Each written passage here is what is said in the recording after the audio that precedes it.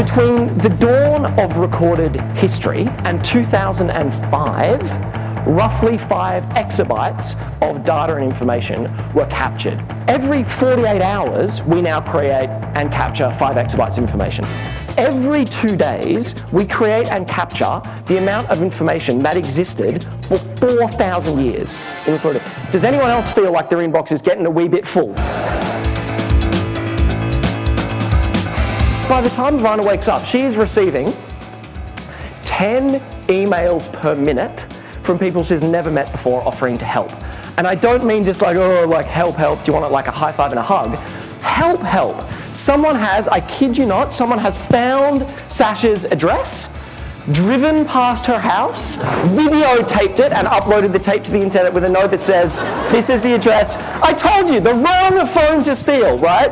Journalist in the New York Times gets in touch, says, this looks interesting, front page of the New York Times Online, picture of Sasha, headline, crime in New York. But they're all British now, crime in New York, right? It launches a chain of events that honestly has redefined the way I have looked at workflow and the workplace, and forms the basis, actually, of, I think, the future of the workplace and the future of collaboration. What you've got in that Ivana story is a whole lot of people with disparate, varying, almost non-overlapping areas of expertise, almost non-overlapping spheres of influence, coming together. No one's getting paid or managed, by the way, but coming together and chipping in what they know and what they can do at the right time in the process to help achieve a collective outcome. If someone asked me to sum up the office of the future in 2 words, I'd say that's it. It's disorganized collaboration. How did Sony manage to not invent the iPod? What did Sony own at the turn of the century? The Walkman, absolutely. My parents have told me about them. They were this big and you carried them. Ah, come on. What else do they own? Everything is a correct answer, by the way, to this question, right? Music, they own distribution. You could walk into a Sony store and buy music. They had distribution channels, distribution partners.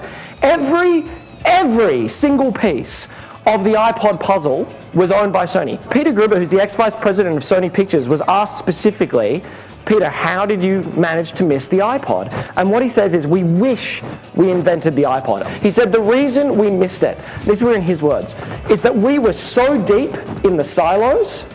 We were so deep. Yeah, we owned everything on earth, but pictures didn't talk to music, didn't talk to digital distribution, didn't talk to home electronics. We were so deep in the silos, we missed the innovation that sat in what he called the white space, the money in the cracks, the gap between the silos.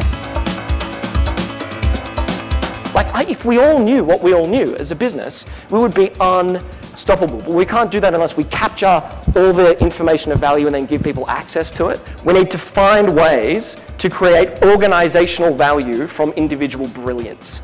Capture, access, leverage is about transcending traditional business units, traditional geographical units, traditional silos, and not about doing away with them, right? Because they're there for management reasons and they lower the cost of operation. So it's not about destroying the business model, it's about overlaying on top of the business model an information architecture that lets people capture, access, and leverage information.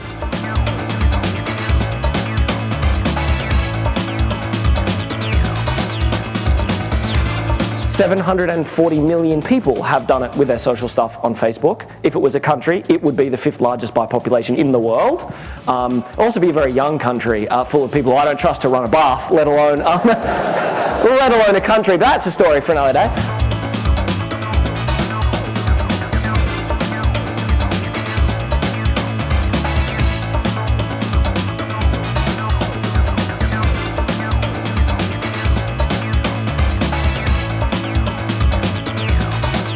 So leveraging semantic technologies, in this one office now, every document that's created and every instant message that's sent is recorded.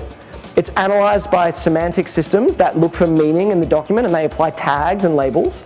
And then when you're working in real time, your computer is looking at what you're writing and it's checking it against things that other people have been working on to put in your way things that will help. Oh, you're writing a document about an airline pitch? Have you considered chatting to Jake? He's done the same thing recently. Oh, you're writing a new systems document. You know, we just created one in London. Like, this could really help. And it's taking people out. So when I talk about the funky fringe, that's not just cute, cool stuff, right? You're talking about optimizing businesses to the tune of tens to hundreds of millions of dollars.